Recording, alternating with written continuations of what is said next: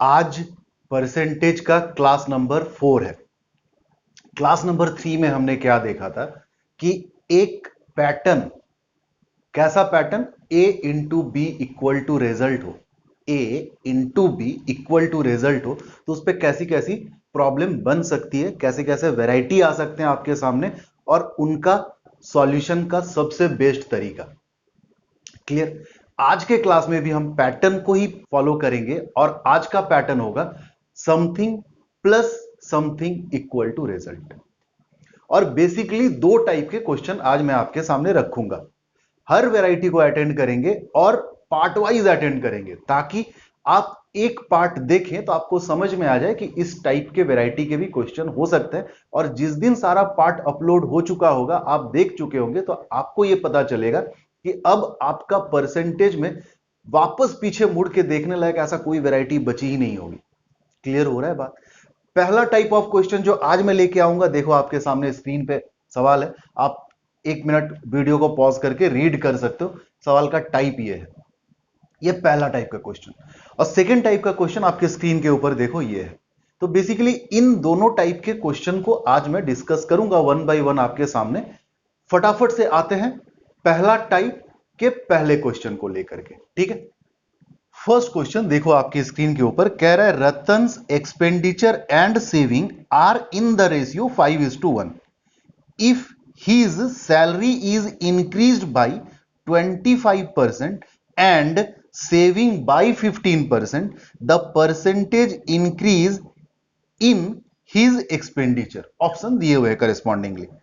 आओ कहानी कहता क्या है, वन बाय वन समझते हैं। डेटा लिखता हूं मैं आपके सामने। पहला क्वेश्चन है कि रतन का expenditure and saving are in the ratio 5:1। तो मैंने जैसा कि आपको कहा था कि आज हम लोग जो पैटर्न को फॉलो करेंगे वो basically A plus B is equal to result पे होगा। तो क्या इस पैटर्न पे हम अपने अभी के क्वेश्चन को डाल सकते हैं क्या? बिल्कुल डाल सकते हैं। Expenditure plus saving is equal to, आप इनकम कह लो चाहे। कहता है कि रतन का एक्सपेंडिचर और सेविंग जो है वो 5:1 के रेशियो में है। तो भाई एक्सपेंस को क्यों ना हम 5 यूनिट ही मान ले और सेविंग को क्यों ना हम 1 यूनिट ही मान ले, यानी कि अगर 5 यूनिट का एक्सपेंडिचर और 1 यूनिट का सेविंग, दैट मीन्स हम इनकम को कह सकते हैं 6 यूनिट। तो एक रेशियो अगर मैं तीनों चीजों का ले लूं, दैट इज 5:1:6। तो दैट इज, अब क्वेश्चन को हम अपने अकॉर्डिंग ये कह सकते हैं कि 5 यूनिट का एक्सपेंस प्लस 1 यूनिट का saving is equal to 6 unit का इनकम। आगे क्या कह रहा है भाई, his salary is increase by, salary means ये इनकम, ये इंक्रीज हो जा रहा है कितने से? 25% से इंक्रीज हो जा रहा है। एंड सेविंग बाय 15%, ये जो सेविंग है भाई ये भी इंक्रीज हो रहा है, और कितना परसेंट से? तो 15% से। आपसे पूछ रहा था percentage increase in his expenditure, expenditure पे कितना परसेंट का इंक्रीज है। क्लियर? तो अप्रोच क्या होनी चाहिए? देखो सबसे पहले हम ये देखेंगे कि 25% इस चीज का या 15% इस चीज का जैसे हम निकालने लगेंगे तो डेसिमल पॉइंट आने लगेगा। अब मैं आपको बार बार एक ही चीज समझा रहा हूं कि डेसिमल किसी भी क्वेश्चन को सॉल्व करने के लिए जहर का काम करता है, वो चीजों को और कॉम्प्लिकेशन की ओर ले जाता है। तो आप अगर सुलझाना चाहते हो, आप इस चीज को समझ रहे होगे कि भाई है तो ये रेशियो ही ना। अगर मैं कहूं कि 5:1 है या 5:1:6 है, तो रेशियो को तो हम किसी भी नॉन जीरो नंबर से मल्टीप्लाई कर ही सकते हैं। हम क्या करते हैं, अपने सुविधा के लिए 100 मल्टीप्लाई कर दें। तो अगर 100 मल्टीप्लाई कर दें तो that will become 600, this become 100 and this become 500। Ratio still आपका पहले ही जैसा है। देखो एक्सपेंस और सेविंग का अगर आप रेशियो देखोगे तो 500:100 अभी भी 5:1 है, कुछ बिगड़ा नहीं, बस हम अपने सुविधा के लिए इसको थोड़ा सा मॉडिफाई कर दिए। अब आप देखो 600 का 25% इंक्रीज हो गया है, तो 600 का 25% का मतलब होता है 1/4, यानी कि बढ़ कितना गया भाई, 150 से इंक्रीज हो गया डेटा में। 100 का 15% इंक्रीज हो गया, यानी कि सिर्फ 15 इंक्रीज हो गया। अब आप समझो एक बात को कि क्या हम ये बता सकते हैं कि 500 में यानी कि एक्सपेंस में कितना का इंक्रीज हुआ होगा? हाँ बिल्कुल बता सकते हैं। क्यों? क्योंकि ये इंक्रीज प्लस ये इंक्रीज इज इक्वल टू ये वाला इंक्रीमेंट होना चाहिए, यानी कि this will B 150 minus 15, that is 135 से इंक्रीज हुआ होगा। रहा बात कि अगर आपको पूरा करके ही समझना है तो आप समझ सकते हैं। 600 था, 150 बढ़ गया, दैट इज 750 बन गया क्या? इनकम इज इक्वल 100 था, 15 बढ़ गया, यानी कि 115 बन गया क्या? सेविंग। प्लस एक्सपेंस कितना हुआ होगा भाई? तो आप जानते हैं expense plus saving is equal to your 750, यानी कि अगर मैं इनकम से सेविंग को घटा दूं तो एक्सपेंस देने लगेगा, यानी कि एक्सपेंस विल बिकम 635। तो आप ये भी कह सकते हैं कि 500 था एक्सपेंस, 635 बन गया, तो बढ़ कितना गया? 135। इसीलिए मैं चाहता हूं कि इस चीज को आप अवॉइड करना सीखें, ये नहीं चाहिए हमें बस इंक्रीमेंट अगर हो रहा है तो इंक्रीमेंट कितने से हो रहा है, और अगर डिक्रीमेंट हो रहा है तो डिक्रीमेंट कितने से हो रहा है। अब आते हैं सवाल पे। सवाल पूछ रहा है कि एक्सपेंस कितना परसेंट से इंक्रीज हुआ है, तो आप देखो 500 में इंक्रीमेंट हुआ है 135 का, यानी कि percentage increase in expenditure is equal to बस 135 को 5 से डिवाइड करने पे ही आ जाएगा, and that is 135 by 5 means 27%। इतने परसेंट का इंक्रीज हो गया, यही आंसर है। अब आप पूछोगे सर 135 बाई 5 नहीं समझ में आया, कोई बात नहीं। आप अगर इंक्रीमेंट का परसेंटेज निकालना चाहते हो तो इंक्रीमेंट बाई किससे इंक्रीज हुआ भाई? 500 से इनटू 100। तो ये 100 का 2 जीरो, 500 के 2 जीरो से ऐसे ही रिड्यूस हो जाने लग रहा है, इसीलिए मैंने बस इतना पार्ट लिख करके ही इस चीज को निकालने का कोशिश किया था। आई होप आप समझ रहे हैं। क्लियर? फटाफट से आते हैं एक और क्वेश्चन लेके, एक या दो इस टाइप के क्वेश्चन को करते हैं, फिर पार्ट 2 में आएंगे। ठीक है, चल। Next question is a man spend 60% of his income. एक पर्सन अगर 100 रुपया कमा रहा था तो एक्सपेंडिचर कितना है भाई? 60%, यानी कि 60 रुपया। दैट मीन्स लगे हाथ हम ये भी अभी लिख लें कि सेविंग इसका 40 है। If his income is increase by 15%, income जो है वो 15% से इंक्रीज हो गए, and his expenditure also increase by 15%, expenditure भी 15% से इंक्रीज हो गया। Find the percentage change in his saving. इस पे परसेंटेज चेंज आपको पूछा गया है। क्लियर हो रहा है बात? समझो बात को इस तरह से, मैंने डेटा बस लिख दिया 60 प्लस 40 इक्वल टू 100। इससे पहले वाले क्वेश्चन में रेशियो दिया हुआ था, अब परसेंटेज में देने लग रहा है, जिस वजह से मैंने इनिशियली तो ऐसा लिखा है, बट यहां से मैं सॉल्व करना शुरू नहीं करूंगा। मैं क्या करूंगा, इसको पहले वाले क्वेश्चन की तरह बनाऊंगा, यानी कि पहले इसको मैं रिड्यूस कर लूंगा 23 टाइम्स, 22 टाइम्स, यानी कि नो डाउट 25 टाइम्स, ताकि ये भी मैनेज रहेगा। देखो 3 plus 2 equal to 5। That means अगर मैं पहले के क्वेश्चन के अकॉर्डिंग इसको फ्रेम करने लगूं तो the expenditure and saving are in the ratio 3:2। Hence income will be 3 plus 2 that is 5। Clear हो रहा है बात? अब अगेन सेकेंड वाला काम कि हमें अगर परसेंटेज में निकालना है तो हम क्यों ना इसे अपने सुविधा के लिए 100 मल्टीप्लाई कर दे, रेशियो ही तो है, क्या बिगड़ जाएगा। क्लियर? अब मैं करूंगा काम 500 का 15%, यानी कि कितना इंक्रीज होने लग रहा है भाई? 75 डेटा में। 300 का 15%, यानी कि कितना इंक्रीज होने लग रहा है भाई? 45।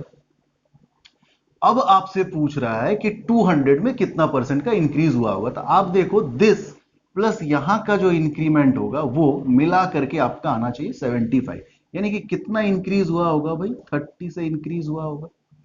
30 इंक्रीज हुआ है 200 में, तो देखने से ही पता चल रहा है इट विल बी 15%। 30 अगर 200 में बढ़ा है तो जरूर 100 में 15 बढ़ा होगा। या आप यूं कह लें कि अगर आपको कैलकुलेशन ही करना है तो दैट इज 2।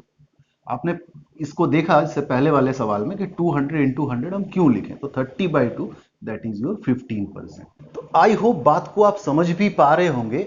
और सबसे बड़ा बात तो ये कि क्वेश्चन किसी भी स्टाइल में आपके सामने आए, आपने अपने अप्रोच से नहीं हिलना है। आप जिस अप्रोच से इस टाइप के क्वेश्चन को करना चाहते हैं, उस अप्रोच के लिए आपको क्या चाहिए, आप उस डेटा में क्वेश्चन के दिए हुए डेटा को मॉडिफाई करके वहां तक पहुंच जाएं। ये हुनर भी आप में डेवलप होना होगा धीरे धीरे। ठीक है, आते हैं एक क्वेश्चन को लेकर के, फिर आएंगे हम लोग नेक्स्ट वैरायटी में। ठीक है, चलिए। Next question is a man spent ₹5100 out of his income of 7650।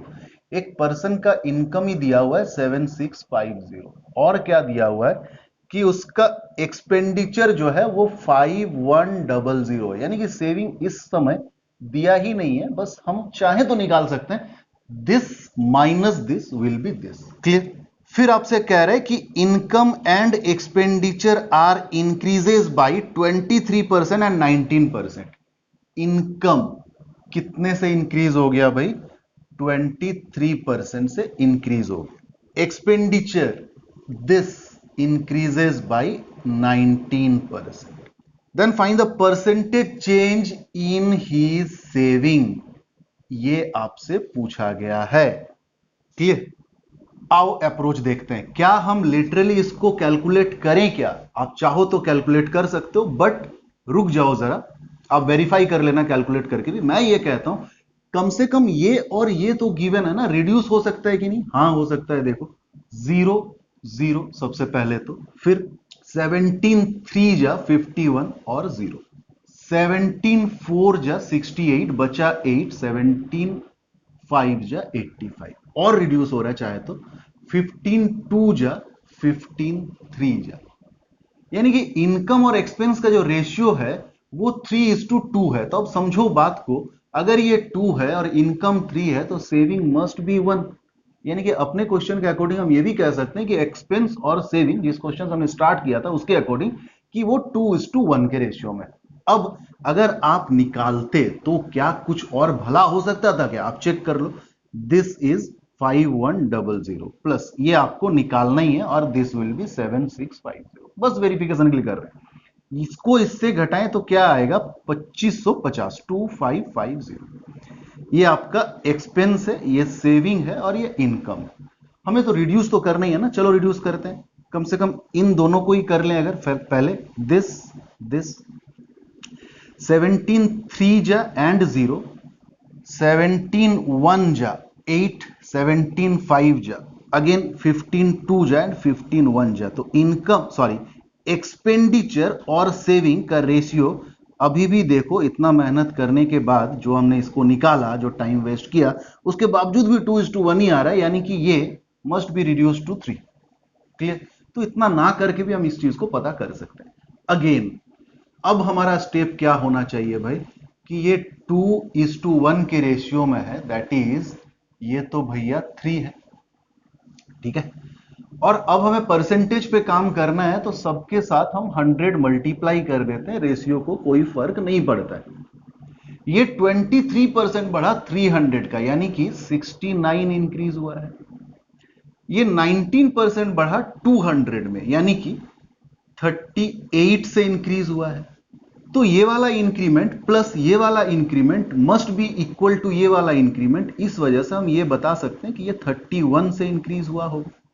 31 increase हुआ है 100 में, दैट मीन्स ये वाला जो इंक्रीमेंट है सेविंग का, that will be 31%। Hence your answer. बहुत ही आसान है, बहुत ही मामूली है, बस अब आप अपना अप्रोच को ठीक कर लो। ठीक है, बढ़ते हैं नेक्स्ट टाइप के क्वेश्चन में। मैंने आपको पहले इस क्लास को स्टार्ट करने से पहले ही दिखाया, इस टाइप के क्वेश्चन को सॉल्व कैसे हम और बेटर तरीके से कर सकते हैं, इसी बात पर हम डिस्कस करेंगे। ठीक है, क्वेश्चन है देखो, when the income tax is increased by 50%, the net income is reduced by 12.5%। Find the rate of income tax. Income tax percentage में 50% बढ़ गया, जिस वजह से नेट इनकम 12.5% से डिक्रीज होने लग रहा है। आपको निकालना है कि इनकम टैक्स कितने परसेंट का था। समझो एक बात को, इस क्वेश्चन में एक हिडन बात है जिसको आपको समझना होगा। अगर मैं कहूं इनकम एक्सपेंडिचर के ही स्टाइल में कि income is equal to expense plus saving, इसी पैटर्न पे अगर बात करें, सपोज कर लो मेरा इनकम था 100 रुपीज, एक्सपेंस में करने लग रहा था 80, हेंस माई सेविंग इज 20। अब अगर इस चीज पे हम ये गारंटी ले लें कि ये ना बढ़ रहा है ना घट रहा है, तो इन दोनों के साथ एक छोटा सा चीज क्या हो रहा होगा। सपोज करो मैं इसको 10 से इंक्रीज करने लगूं, अगर दैट इज 90 करने लगूं अगर, तो इस चीज को हमें 10 करना होगा, तभी तो 90 प्लस 10 विल अगेन बिकम 100, यानी कि ये 20 डिक्रीज हो जा रहा होगा कितने से, 10 से। तो मैं इस पॉइंट पे आपको एक बात समझाना चाह रहा हूं कि अगर ये रिजल्ट को फिक्स रखूं मैं, तो होने क्या लगेगा, ये डेटा जितना से इंक्रीज करेगा ये डेटा ठीक उतना से ही डिक्रीज कर जाएगा। अब अगर मैं इंक्रीमेंट और डिक्रीमेंट को भी भूल जाऊं, तो मैं ये कह सकता हूं कि इस डेटा पे जितना अमाउंट का फर्क पड़ेगा, इस डेटा पे भी उतने ही अमाउंट का फर्क पड़ेगा। अगेन अगर मैं ये कहूं कि चलो मैंने इसको 10 से डिक्रीज किया, तो ये बनने लगेगा 70। इसे मैं बढ़ने या घटने ना दूं, तो ठीक इतना का ही उधर फर्क पड़ने लगेगा, that means this will have to be 30। इस अमाउंट पे जितने का फर्क पड़ रहा है, इस अमाउंट पे भी उतने का फर्क पड़ेगा। बट अगर मैं इसके परसेंटेज में इसको बोलने लगूं, दैट इज 10/80, यानी कि 1/8, यानी कि 12.5%। 80 डिक्रीज हुआ अगर 10 से, तो 80 परसेंटेज में कितने से डिक्रीज हुआ, 12.5% से। 20 अगर 10 से इंक्रीज हुआ, तो इंक्रीमेंट का परसेंटेज कितना है भाई, तो आप बोलोगे 50%। तो समझो इस बात को कि मेरा एक्सपेंस का 12.5% मेरे सेविंग का 50% के इक्वल है ना। ये वाला बंदोबस्त, ये वाला जुगाड़ तो हम लगा सकते हैं ना ऐसे सवाल में, क्योंकि परसेंटेज अलग अलग हो सकता है बिकॉज बेस अलग अलग है, बट डेटा में फर्क सेम सेम ही पड़ेगा, क्योंकि मैं इस चीज को एग्जैक्ट उतना ही रखा हुआ जितना इनिशियली मेरे पास था। तो इसी पैटर्न पे क्वेश्चन है। आप देखो, मैं इस क्वेश्चन को इस तरह से फ्रेम कर सकता हूं कि मेरा जो टोटल इनकम था, वो मेरा नेट इनकम कब, जब मैंने इनकम टैक्स पे किया उसके बाद जो बचा, यानी कि टोटल इनकम का कुछ हिस्सा नेट इनकम के तौर पे मेरे हाथ में आया इन हैंड, जिसका कुछ मैंने टैक्स भी दिया था। क्लियर। अब आपसे कह रहा है income tax increase by 50%, income tax जो है वो 50% से इंक्रीज होने लग रहा है, and net income reduce by, net income जो है वो 12.5% से रिड्यूस होने लग रहा है। आपने ध्यान दिया होगा इस पे कोई बात नहीं करी, यानी कि अगर ये पहले x रुपीज का था, अभी भी जरूर x ही रुपीज का होगा, यानी कि इस चीज को फिक्स रखा हुआ है। तो हम ये बात जरूर कह सकते हैं कि अगर इसको फिक्स रखा है, तो 12.5% घटने पे इस पे डेटा में जितने का फर्क आया होगा, 50% बढ़ जाने पे टैक्स पे भी डेटा में उतने का ही फर्क आया होगा। अब हम डेटा निकालें कैसे भाई, डेटा को कम से कम हम इतना तो कह सकते हैं ना कि नेट इनकम का 12.5% इज जस्ट इक्वल टू, मैंने जो टैक्स पे किया उसका 50%। इनकम टैक्स को मैं ऐसे लिख रहा हूं, यानी कि net income by income tax का रेशियो निकाल लो, चाहे income tax by net income का रेशियो निकाल लो। कैसे आएगा, 50% को अगर मैं 1/2 लिखूं, तो 12.5% को मैं 1/8 लिख सकता हूं। दैट मीन्स नेट इनकम और इनकम टैक्स का रेशियो आने लग रहा है क्या, 4/1 यानी कि 4:1। दैट मीन्स अगर मैं नेट इनकम 4 रखने लग रहा हूं अपने पास तो जरूर मैं इनकम टैक्स देने लग रहा था कितना, 1 unit. Therefore my total income will B जरूर 5 यूनिट। आपसे क्या पूछ रहा है, आपसे पूछ रहा है find the rate of income tax. Income tax का rate, percentage of income tax कैसे कैलकुलेट होता है भाई, tax by total income into 100। तो आप देखो अगर परसेंटेज ऑफ इनकम टैक्स निकालनी है तो मैं टैक्स कितना पे कर रहा हूं, 1 यूनिट।